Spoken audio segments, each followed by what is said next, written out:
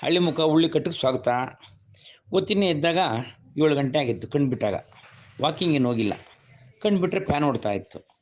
ಕೆಳಗೆ ಬಂದರೆ ಮಾತ್ರೆ ರೆಡಿ ಮಾಡಿ ಮಡಗಿರಲಿಲ್ಲ ನನ್ನ ಮಗಳು. ನಂಗೆ ಶುಗರ್ ಐತೆ, ಬಿ ಪಿ ಐತೆ. ಮಾತ್ರೆಗಳು ತೊಗೊಂಡು ನ್ಯೂಸ್ ಪೇಪರ್ ಕನ್ನಡಪ್ರಭ ಒಂದು ಮೇನ್ ಎಲ್ಲ ನೋಡ್ಬಿಟ್ಟು ಮೆಟ್ಲು ಇಳ್ಕೊಂಡು ಅಂಗಡಿಗೆ ಹೋದ್ನಿ. ಗೇಟ್ ತೆಕ್ಕೊಂಡು ಆಮೇಲೆ ಏನಾಯ್ತು, ಅಂಗಡಿನಾಗೆ ಹಿಂಗ್ಸು ಒಬ್ಬರೇ ಕೂತಿದ್ರು. ಅವ್ರು ನನಗೆ ಮಾತಾಡಿಸ್ಕೊಂಡು ನಮ್ಮ ಅಂಗಡಿ ಎಲ್ಲ ಪರಿಚಯ ಮಾಡಿಕೊಟ್ನಿ ನಿಮ್ಗೆ ಜನ ನೋಡಲಿ ಅಂತ. ಆಮೇಲೆ ಕುಂತಿದ್ರಿ, ಏನು ಸೆಕೆ ಸುರಿತಾ ಐತೆ. 9 ಗಂಟೆಗೆ ಸುರಿಯೋದು ನೋಡಿಕೊಂಡು ಹಳೆ ಫ್ಯಾನ್ ಒಂದು ತೊಗೊಂಡಿದ್ವಿ, ಉಷಾದು. ಬಲೆ ಚಂದ ಕೆಲಸ ಮಾಡ್ತಾಯಿತ್ತೆ. ಕಮ್ಮಿ ಏನು 10 ವರ್ಷ ಆಗೈತೆ. ಇವಾಗ ಹೊಸ ಕೆಲಸ ಮಾಡ್ದಂಗೆ ಮಾಡ್ತೀವಿ.